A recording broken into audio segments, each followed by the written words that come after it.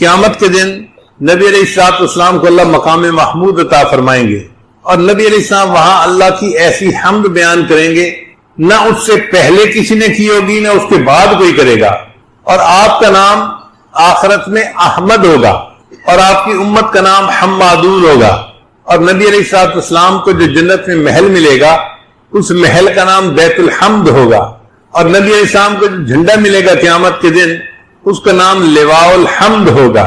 چنانچہ یہ امت نبی علیہ السلام کے قدموں میں جنت میں اکٹھی ہوگی، اور اللہ تعالیٰ سب جنتیوں کو اپنی حمد بیان کرنے کی توفیق عطا فرمائیں گے۔ وقیل الحمد للہ رب العالمین، تو سب جنتی جو ہیں وہ الحمدللہ رب العالمین پڑھا کریں گے۔ فرشتے جو عرش کا طواف کرتے ہیں وہ بھی یہی پڑھتے ہیں، وَتَرَى الْمَلَائِكَةَ حَافِينَ مِنْ حَوْلِ الْعَرْشِ يُسَبِّحُونَ بِحَمْدِ رَبِّهِ، تو فرشتے بھی ننگے پاؤں اللہ کے گھر کا طواف کرتے ہیں، بیت المعمور کا، اور طواف کرنے کے دوران وہ بھی یہی پڑھ لیتے ہیں وقیل الحمد للہ رب العالمین۔ تو دیکھیں اللہ تعالیٰ کی حمد بیان کرنا کتنا ضروری ہے۔ پھر اس کے بعد ہم کہتے ہیں الرحمن الرحیم، اے اللہ آپ رحمان بھی ہیں اور رحیم بھی ہیں۔ تو ذہن میں سوال پیدا ہوتا ہے کہ رحمت سے بنے ہوئے یہ دو لفظ کیوں لے گئے؟ ایک کافی تھا۔ علماء نے جواب دیا کہ یہ دو الگ الگ صفتیں ہوتی ہیں، ایک صفت ہوتی ہے آدمی کا امیر ہونا اور دوسری صفت ہوتی ہے آدمی کا سخی ہونا۔ کئی دفعہ آدمی امیر تو ہوتا ہے، کنجوس مکھی چوس ہوتا ہے، خرچ کرنے کی توفیق نہیں ہوتی، تو امیری کس فائدے کی؟ اور کئی دفعہ بندہ سخی تو بڑا ہوتا ہے، پلے کچھ نہیں ہوتا، تو تمہاری سخاوت کس فائدے کی؟ مزہ تب آتا ہے کہ جب امیر بھی بہت ہو اور سخی بھی بہت ہو۔ تو اللہ نے رحمت کے دو نام استعمال فرمائے، الرحمن الرحیم، کہ اللہ وہ ذات ہے جو رحمان بھی ہے اور رحیم بھی ہے۔ رحمان کا مطلب اللہ وہ ذات ہے جس کی رحمت اپنے اور پرائے ہر ایک پہ خرچ ہو رہی ہے۔ دنیا میں ایمان والوں کو نعمتیں کون دیتا ہے اور کافروں کو نعمتیں کون دیتا ہے؟ اولاد کون دیتا ہے؟ صحت کون دیتا ہے؟ رزق کون دیتا ہے؟ تو اللہ کی جو نعمت ہے، رحمت ہے، وہ صرف وفاداروں پہ نہیں، وہ غداروں کو بھی دنیا میں ملتی ہے۔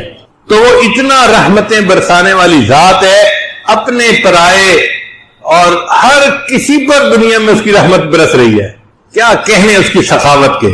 اور الرحیم وہ ذات ہے کہ جس کی خزانے کی رحمتیں بھی بے انتہا ہیں، تو رحمتیں بھی بے انتہا ہیں اور خرچ بھی بے انتہا ہو رہی ہیں۔ الرحمن الرحیم میں یہ دو باتیں کہی گئی۔ پھر آگے کہا گیا مالک یوم الدین، قیامت کے دن کے اللہ تعالیٰ مالک ہیں۔ دیکھیں ایک ہوتا ہے قیامت کے دن کا منصف، اگر منصف تک بات ہوتی تو جج کئی مرتبہ فیور کسی کی کرنا چاہیں تو نہیں کر سکتے، کہتے ہیں جی قانون رکاوٹ ہے، ہم آپ کی ہیلپ نہیں کر سکتے، ہم قانون کے آگے مجبور ہیں۔ مگر جو مالک ہوتے ہیں اس کو کوئی مجبوری نہیں ہوتی۔ تو اللہ آپ قیامت کے دن کے صرف منصف ہی نہیں، آپ تو قیامت کے دن کے مالک بھی ہیں، جس کو چاہیں گے بغیر کسی علت اور وجہ کے اپنی رحمت سے معاف فرما دیں گے، بلکہ اس کے گناہوں کو آپ نیکیوں میں تبدیل فرما دیں گے، آپ کو کوئی پوچھنے والا نہیں۔ جب یہ باتیں کر لی تو اس کے بعد ایاک نعبد و ایاک نستعین، اللہ ہم آپ کی ہی عبادت کرتے ہیں اور آپ ہی سے مدد مانگتے ہیں۔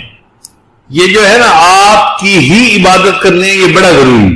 اللہ شرک کو پسند نہیں کرتے، چنانچہ کوئی بندہ یہ نہیں کہہ سکتا اللہ آپ کی بھی عبادت کرتے ہیں اور آپ سے بھی مدد چاہتے ہیں۔ اللہ فرماتے نہیں، مجھے یہ نکتہ گوارا نہیں ہے۔ اچھا ایک بات سنیے، اگر کسی آدمی کو اس کی بیوی یوں کہے میں آپ کی بھی بیوی ہوں، تو کیا خاوند اس کو برداشت کر لے گا؟ وہ کہے گا نہیں۔ تم یوں کہو میں آپ ہی کی بیوی ہوں، یہ نکتہ مجھے برداشت نہیں ہے۔ ایک انسان ہے، اس کی غیرت اس شرک کو برداشت نہیں کرتی، تو اللہ تعالیٰ ہیں، وہ بھی اس غیرت کی وجہ سے شرک کو برداشت نہیں کرتے۔ فرماتے ہیں میں ہر گناہ کو معاف کر دوں گا، شرک کے گناہ کو کبھی معاف نہیں کروں گا۔ اس لیے فرمایا اے اللہ ہم آپ کی ہی عبادت کرتے ہیں اور آپ ہی سے مدد مانگتے ہیں۔ کون سی مدد مانگتے ہیں؟ اہدنا الصراط المستقیم، اللہ ہمیں سیدھے راستے کی رہنمائی کر دیجیے، کیونکہ دنیا میں ہمیں سیدھے راستے کی رہنمائی کی ہر وقت ضرورت ہے۔ تو آپ دیکھیے کہ سورہ فاتحہ میں کتنے خوبصورت مضامین کو اکٹھا کر دیا گیا. ان کو پڑھتے ہوئے بھی انسان حیران ہو رہا ہے کہ میں اللہ سے کیسی ہم کلامی کر رہا ہوں. اور اللہ سے یہ روز کا معمول بنا. ایک دفعہ گناہ کیا، 2 دفعہ کیا، 1000 دفعہ کیا، 1,00,000 دفعہ کیا، جتنا مرضی کیا، بس یہ معمول شروع کر دیں کہ روزانہ گناہ کریں. فرق نہیں پڑتا، صرف 2 رکعت توبہ پڑھ کے اللہ سے دعا مانگنے کی نیت کر لیں، اور یہ روز پڑھیں. نیت رکھیں کہ میں نے گناہ چھوڑنا ہے. آپ اس کی برکت دیکھنا، چند دنوں کے اندر اللہ تعالی دل کے اندر اس گناہ سے نفرت کر دیں گے، اور اس گناہ کے ماحول سے آپ کو اپنی رحمت کے ساتھ اللہ نکال دیں گے. جو لوگ کہتے تھے نا کہ ہم قسم کھا سکتے تھے کہ ہم اس گناہ کو نہیں چھوڑیں گے، اللہ نے 2 رکعت اس معمول کو بنانے پر اس گناہ سے بھی جان چھڑوا دی. حتیٰ کہ یورپ کے ماحول میں بعض شرابی کہنے لگے جی ہم چھوڑنا چاہتے ہیں لیکن یہ زندگی کا اب حصہ بن گئی ہے، ہم چھوڑ نہیں سکتے. ہم نے کہا 2 رکعت نفل پڑھنا شروع کر دو. ڈائریکٹ اس کو کہنا کہ چھوڑ دو یہ اس کے لیے بوجھ ہوتا ہے. آپ اس کو کوئی ڈویبل چیز بتائیں جو وہ کر سکتا. ہم نے کہا بھئی ہم تو آپ کو یہ کہہ رہے ہیں کہ 2 رکعت نفل روزانہ باقاعدگی سے پڑھو، توبہ کی نیت سے پڑھو، اور روز دعا مانگو، بس اتنا کام کر لو. اس نے کہا یہ تو میں ساتھ کر لوں گا. اب شراب بھی پی رہا ہے، توبہ کے نفل بھی پڑھ رہا ہے، شراب بھی پی رہا ہے، توبہ کے نفل بھی پڑھ رہا ہے. مگر یہ چیز زیادہ وقت چل نہ سکی. کچھ ہی عرصے کے بعد اللہ نے بالآخر اس کو توبہ کی توفیق عطا فرما دی.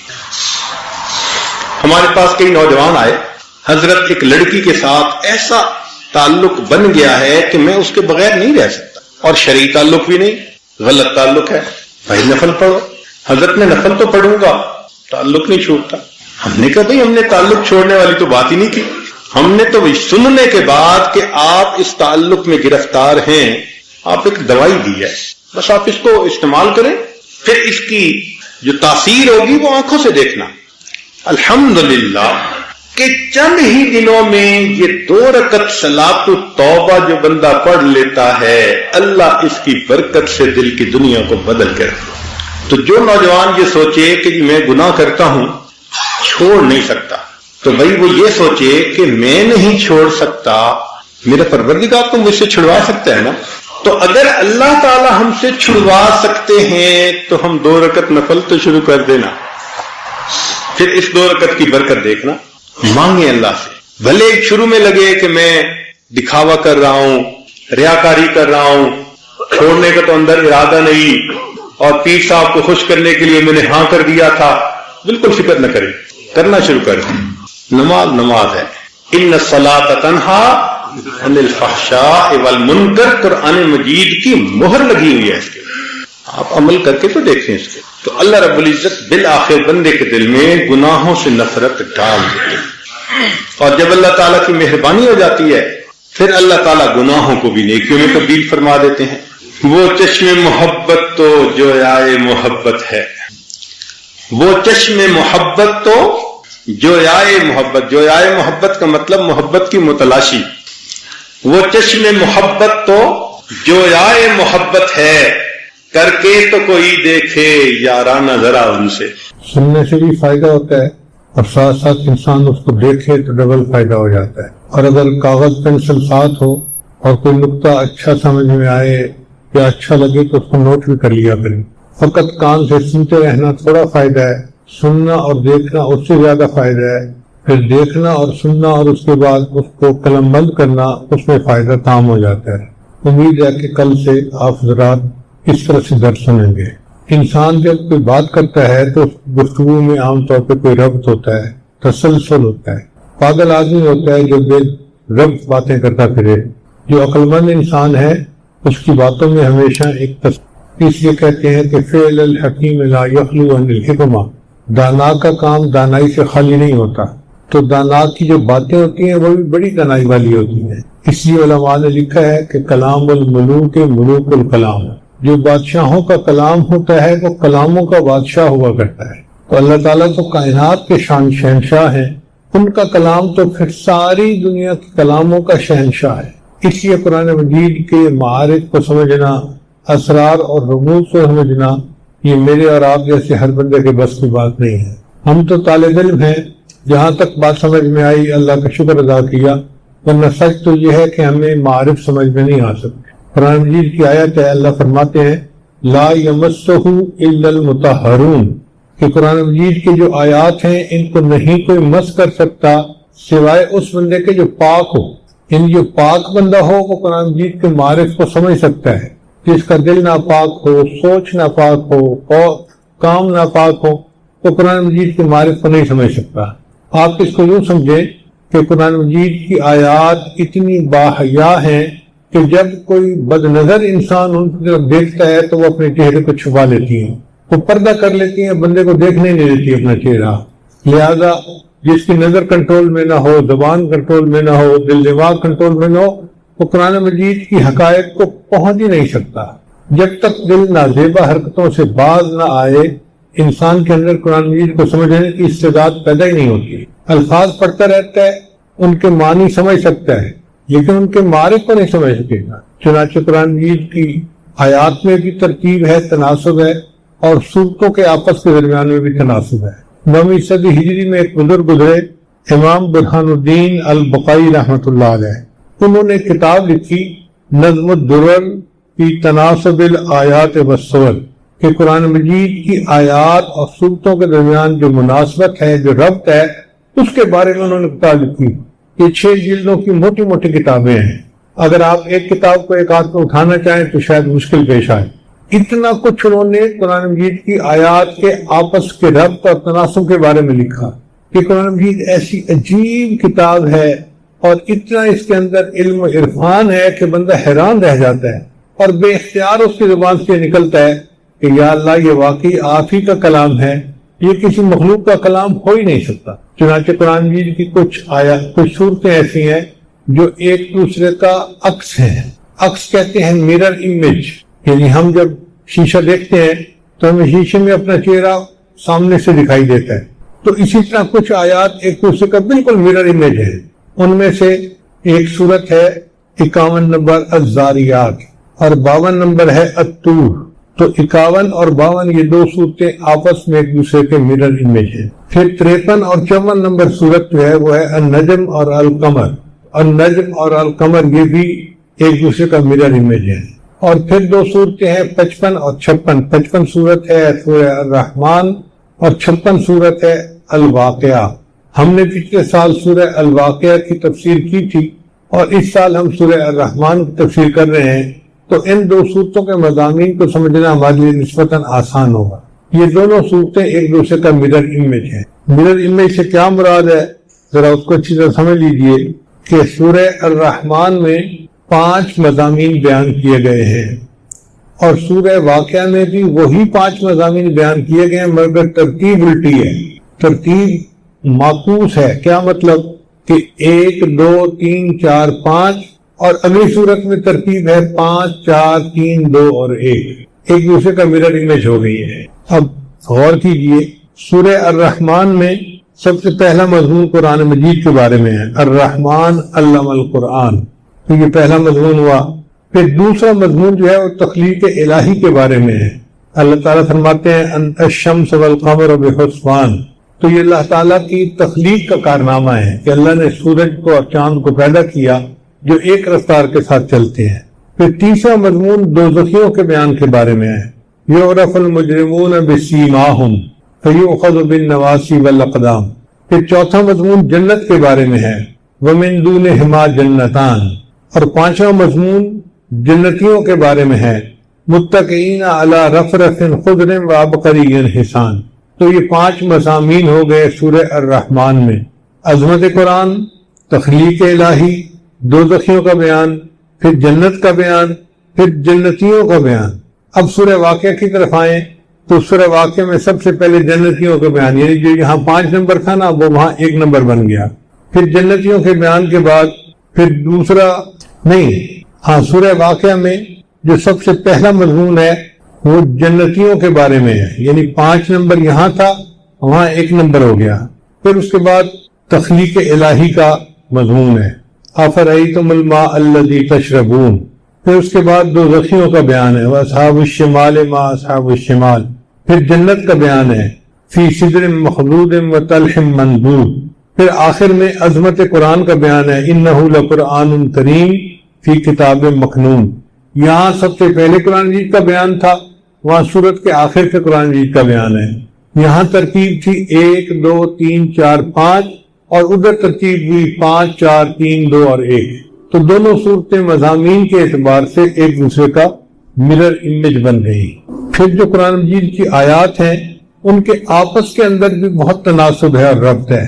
اگر کبھی اسرار کھلے تو ہم حیران ہو جائیں کہ یا اللہ یہ آپ کا کیسا عجیب کلام ہے کہ جس کے اندر اتنی گہرائی ہے، لیکن جس طرح نابالغ بچہ بلوغ کی لذتوں سے واقف نہیں ہوتا، اسی طرح ہم روحانی طور پہ نابالغ ہیں، ہم قرآن مجید کے علوم و معارف کے لذتوں سے ناواقف ہیں۔ ہمارے لیے آدھا پارہ پڑھنا سننا مشکل ہوتا ہے، اور جن کے دل لذت لیتے ہیں تو وہ تو ماشاءاللہ پوری رات قرآن مجید پڑھا کرتے تھے۔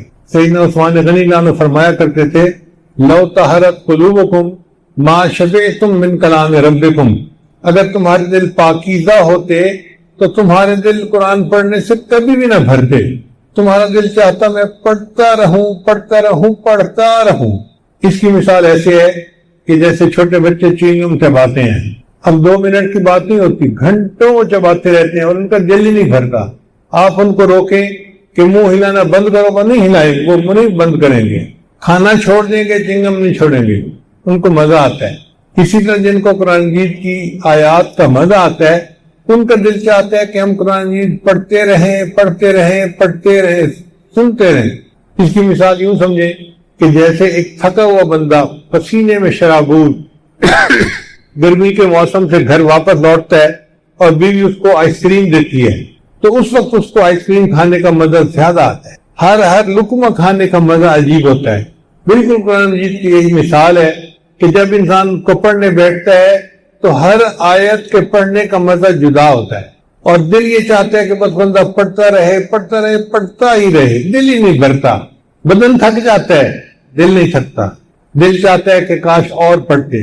چنانچہ حدیث پاک میں آتا ہے کہ سیدہ فاطمہ الزہرا رضی اللہ تعالی عنہا، انہوں نے ایک رات قرآن مجید 2 رکعت کی نیت باندھی اور خوب تلاوت کی، حتیٰ کہ تلاوت کرتے کرتے جب سلام پھیرا تو دیکھا کہ فجر کا وقت قریب ہے، تو دعا کے لیے ہاتھ اٹھائے اور رونے بیٹھ گئی کہ یا اللہ، میں نے جو 2 رکعت کی نیت باندھی تھی، میری 2 رکعت میں تیری ساری رات ہی ختم ہو گئی۔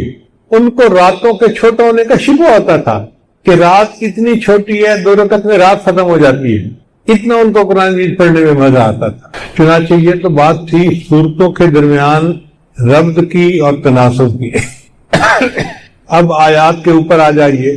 قرآن مجید کی جو آیات ہیں ان میں آپس میں بھی ربط ہے، یعنی اگر کوئی صورت شروع ہوتی ہے نا تو اس کی ابتدا کا جو گزری صورت ہے اس کی انتہا کے ساتھ ایک ربط ہوتا ہے، پھر اس کی انتہا کا آنے والی صورت کے ساتھ ایک ربط ہوتا ہے، پھر آیتوں کا آپس میں ربط ہوتا ہے کہ پہلے یہ آیت آئی، پھر یہ آیت آئی، پھر یہ آیت آئی، پھر یہ آیت آئی۔ چنانچہ آپ نے انگوٹھی دیکھی ہوگی، وہ کس طرح بنی ہوتی ہے کہ درمیان میں ایک موٹا اس کا سٹون ہوتا ہے، پریشس سٹون ہوتا ہے، ڈائمنڈ ہوتا ہے، اور دونوں طرف اس کے ڈیزائن بنا ہوتا ہے، ایک طرف ایک سائڈ پہ، دوسری طرف دوسری سائڈ پہ۔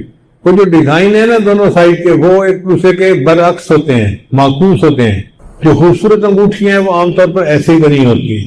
ایک گلے کا ہار ہوتا ہے، اس کو نیکلس کہتی ہیں عورتیں، وہ نیکلس بھی اسی طرح بنتا ہے۔ فرض کرو پرل کا ایک نیکلس بنا ہوا ہے، پرل کہتے ہیں موتی کو، تو چھوٹے موتی سے بننا شروع ہوگا اور پھر وہ موتی آہستہ آہستہ بڑے ہوتے جائیں گے، حتیٰ کہ ایک جگہ آ کر درمیان میں ایک بڑا موتی لگے گا، یا ٹکا جس کو ہم کہتے ہیں، درمیان میں سینٹرل پیس جو ہوتا ہے وہ لگتا ہے، اور پھر وہ اسی طرح موٹے پتلے ہوتے ہیں، دوسری سائڈ پہ چلے جاتے ہیں۔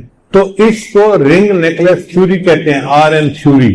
یہ قرآن مجید کی آیات کے تناسب میں ایک نئی چیز ہے جس پر تھوڑا کام ہوا ہے، کاش کے زیادہ کام ہوتا تو اور مزہ آتا ہے۔ آج ہم نے اس طرح کوشش کی کہ پورے قرآن کی صورتوں کو رنگ تھیوری کے مطابق جو ہے وہ تفصیل اس کی بتائیں، تو وہ اس نتیجے پر پہنچے کہ پورے قرآن مجید کے 19 مضامین بنتے ہیں۔ کتنے مضامین بنتے ہیں؟ 19۔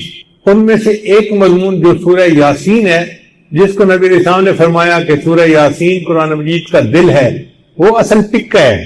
پھر اس کے بعد رہ گئے 18، تو 9 مضمون اس سے پہلے ہیں اور 9 مضمون اس کی بعد کی صورتوں میں ہیں، گروپ ہیں۔ جس طرح 9 گروپ پہلے ہیں اسی طرح 9 گروپ بعد ہیں، مگر وہی ترتیب معکوس ہے ایک دوسرے کے ساتھ، اور درمیان میں سورہ یاسین ہے۔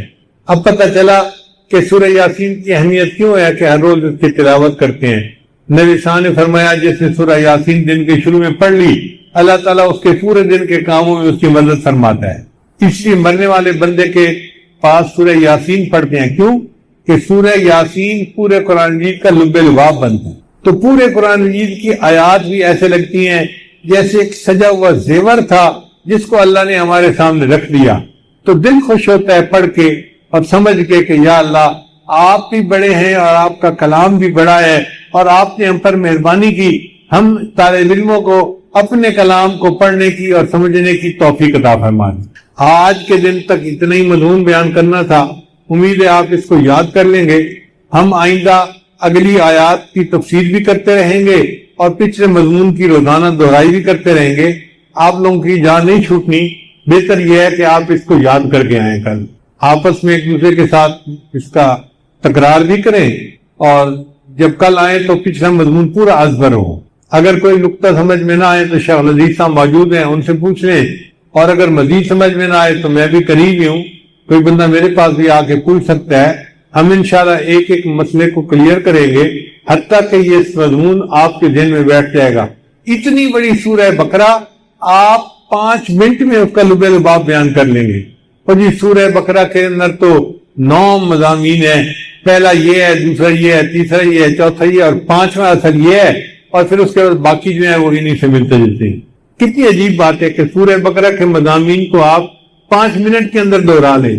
اللہ تعالیٰ میں قرآن مجید کو پڑھنے اور سمجھنے کی توفیق عطا فرمائے۔ وآخر دعوانا ان الحمد للہ رب العالمین۔ فرماتے ہیں کہ میں اکیلا تھا اور تھک گیا تھا، تو میں نے خچر والے کو کہا کہ مجھے میری منزل تک پہنچا دو۔ اس نے کہا میں اتنا کرایہ لوں گا، آپ میرے خچر پہ بیٹھ جاؤ۔ میں بیٹھ گیا، مجھے راستے کا پتہ نہیں تھا، وہ مجھے راستے سے لے جاتا ایک ایسی جگہ لے کر پہنچا کہ جہاں بہت سارے انسانوں کی لاشیں، ان کی ہڈیاں پڑی ہوئی تھی، کھوپڑیاں پڑی ہوئی تھی۔ تو میں حیران ہو گیا۔ اس وقت اس نے خنجر نکالا اور کہا کہ دیکھ تم جو ہے نا وہ جو کچھ ہے مجھے دے دو، میں ڈاکو ہوں اور میں اس طریقے سے لوگوں کو لوٹا کرتا ہوں۔ انہوں نے کہا کہ بھائی تمہیں مال پیسہ چاہیے تو میں دے دیتا ہوں، تم مجھے قتل کیوں کرتے ہو؟ اس نے کہا کہ نہیں، میں تمہارا نام و نشان مٹاؤں گا، میں تمہیں زندہ نہیں رہنے دوں گا۔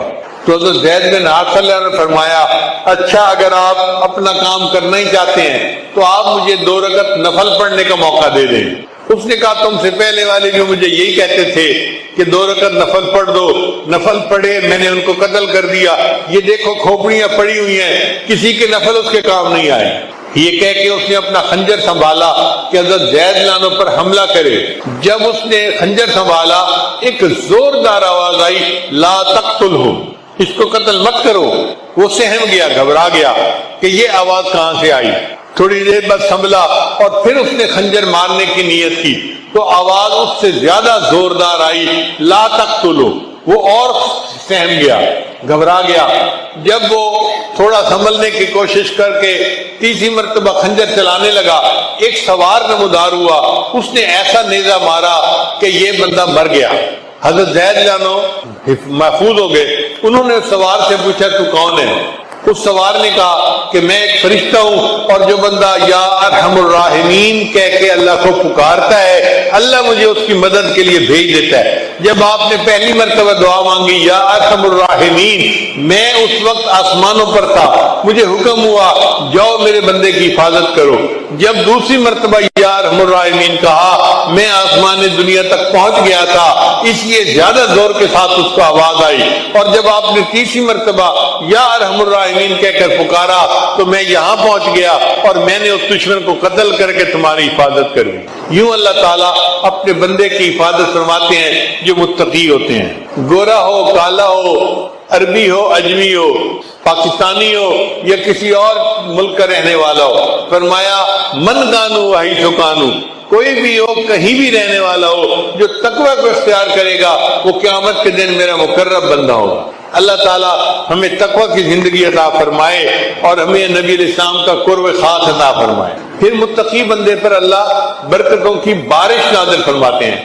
سنیے قرآن عظیم الشان، اللہ فرماتے ہیں وَلَوْ أَنَّ أَهْلَ الْقُرَىٰ آمَنُوا وَاتَّقَوْا، اگر یہ بستی دیسوں والے ایمان لاتے اور تقوی کو اختیار کرتے لَفَتَحْنَا عَلَيْهِمْ بَرَكَاتٍ مِّنَ السَّمَاءِ، ہم ان پر آسمان سے برکتوں کے دروازوں کو کھول دیتے. اللہ تعالیٰ اپنے خزانوں کے دروازوں کو کھول دیتے ہیں اور متقی بندے کو اتنی برکتیں عطا فرما دیتے ہیں. اب سوال پیدا ہوتا ہے کہ یہ تقوی بندے کو ملتا کیسے ہے؟ ہمارے مشائخ نے لکھا کہ 3 اسباب ہیں برکت حاصل ہونے کے. پہلی بات کہ انسان روزے رکھتا ہے تو اس کو تقوی ملتا ہے. اللہ فرماتے ہیں اے ایمان والو تمہارے اوپر روزوں کو فرض کر دیا گیا جیسے کہ تم سے پہلی امتوں پر فرض کر دیا گیا لعلکم تتقون، تاکہ تم متقی بن جاؤ.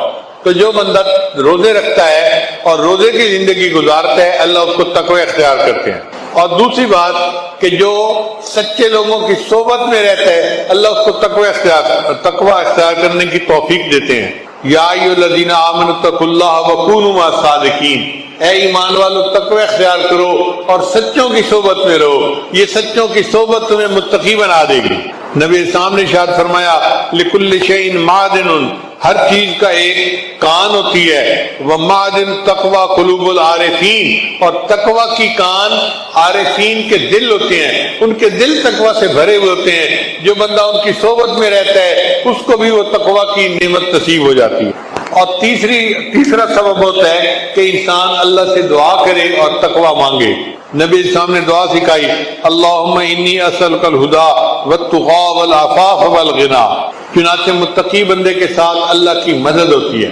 اللہ کے کرم کا کیا کہنا، آپ اندازہ لگائیے فرعون جو خدائی کا دعویٰ کرتا تھا، جو ظالم بادشاہ تھا، اس نے بنی اسرائیل کے ہزاروں بچوں کو قتل کروایا.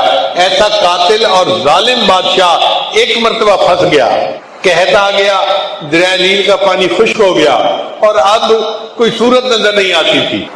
چنانچہ لوگوں کے نمائندے بادشاہ کے پاس آئے اور کہنے لگے جی آپ تو خدائی کے دعوے کرتے ہیں اور ہم پانی کو ترس رہے ہیں اور پانی نہیں ہے، آپ کوئی انتظام کریں کہ ہمیں پانی مل جائے.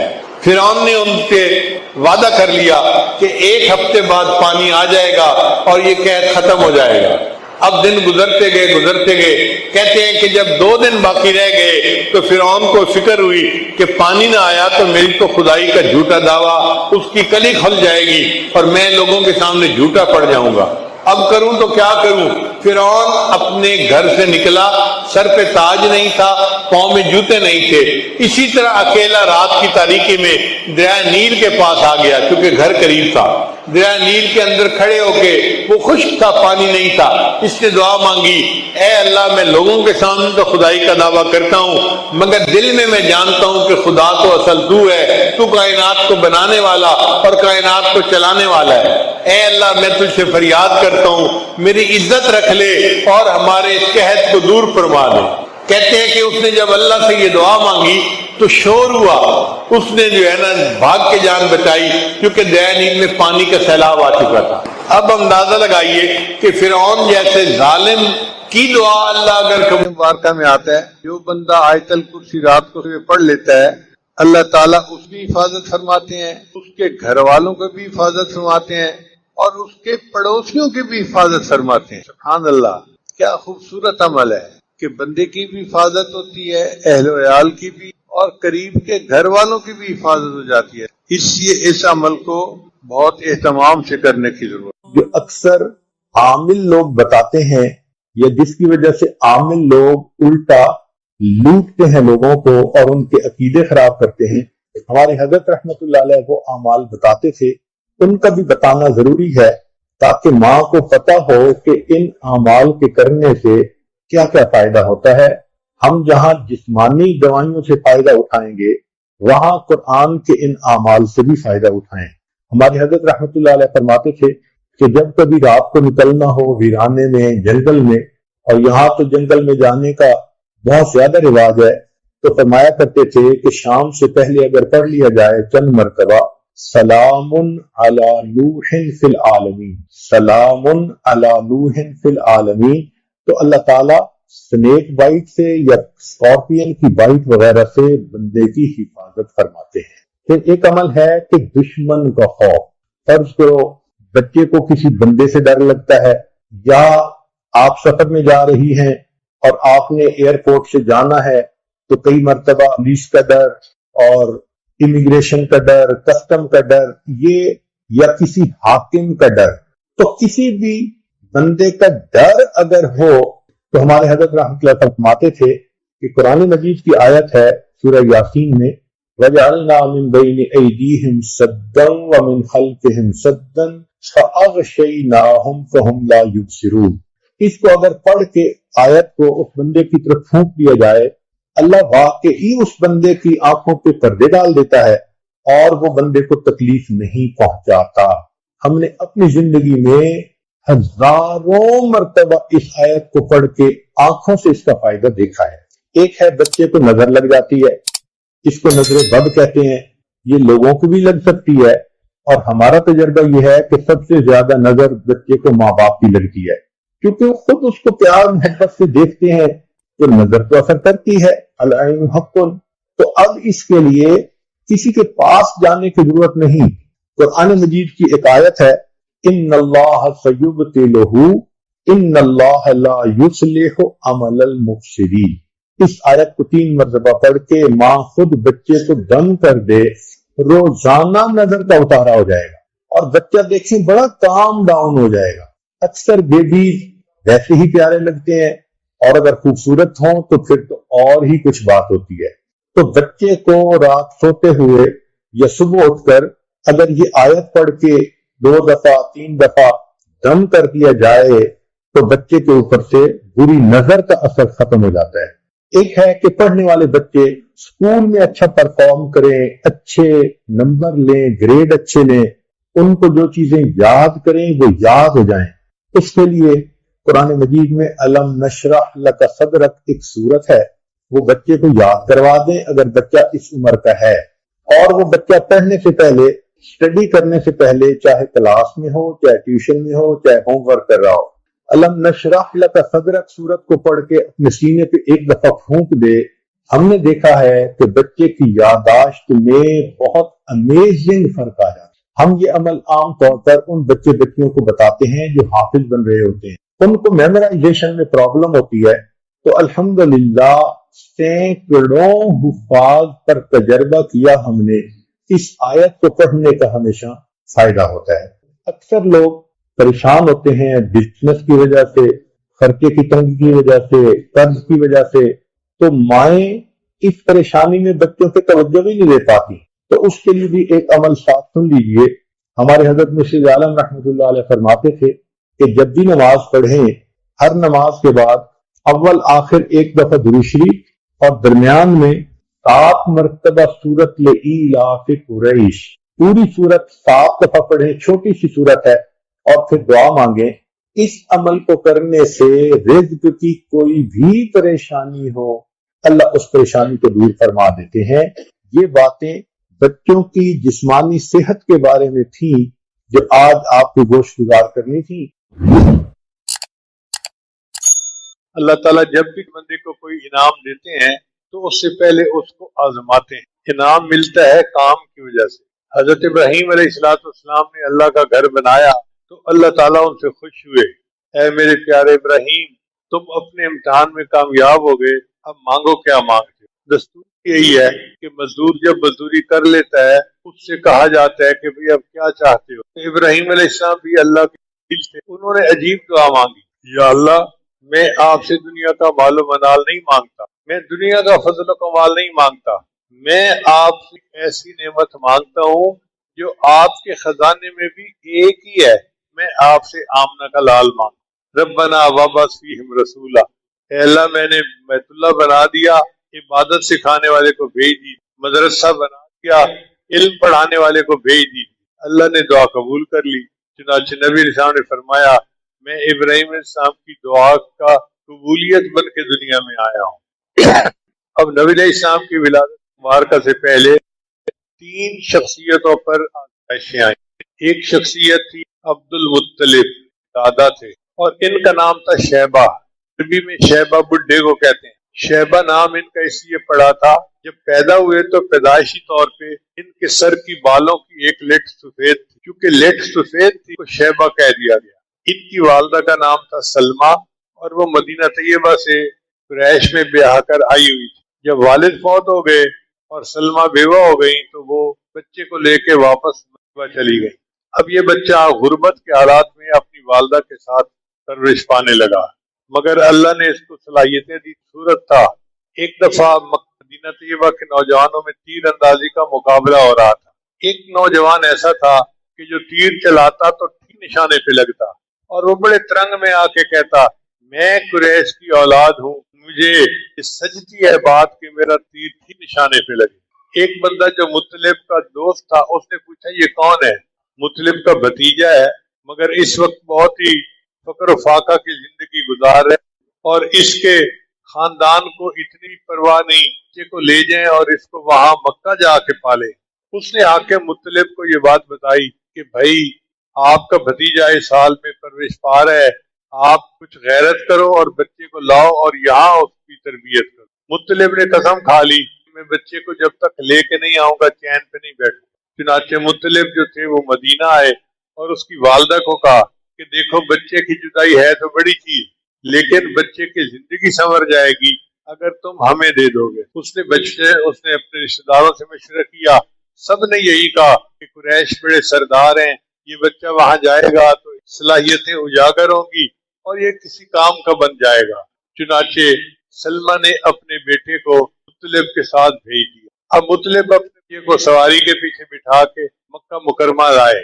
کسی بندے نے دیکھا کہ مطلب پیچھے ایک لڑکے کو بٹھا کے لائے ہیں۔ اس زمانے میں چھوٹے بچے غلام کے طور پر لیے جاتے تھے، ان سے کام کروائے جاتے، تو اس نے اپنے طور پہ کہہ دیا کہ جی مطلب غلام لایا ہے، لہذا اس کا نام پڑ گیا عبد المطلب، حالانکہ وہ مطلب کے غلام تو نہیں تھے، وہ تو شیبہ تھے۔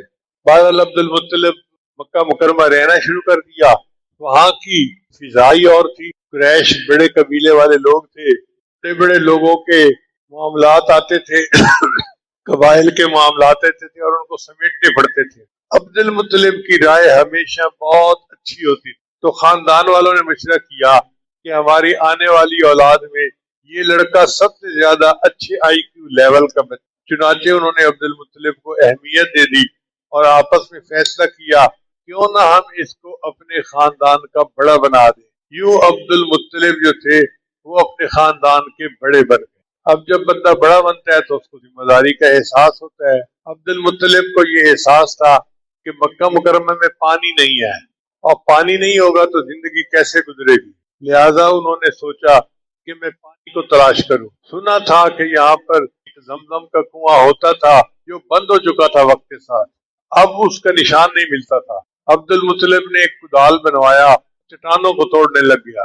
لوگ ہنستے تھے، لوگ ان کا مذاق اڑاتے تھے۔ گرمی کی شدید دھوپ میں وہ اکیلا چٹانوں کو توڑ رہا ہوتا تھا اور زمین کھود رہا ہوتا تھا۔ عبد المطلب نے سب کی باتیں برداشت کی اور اپنی تلاش میں لگا رہا۔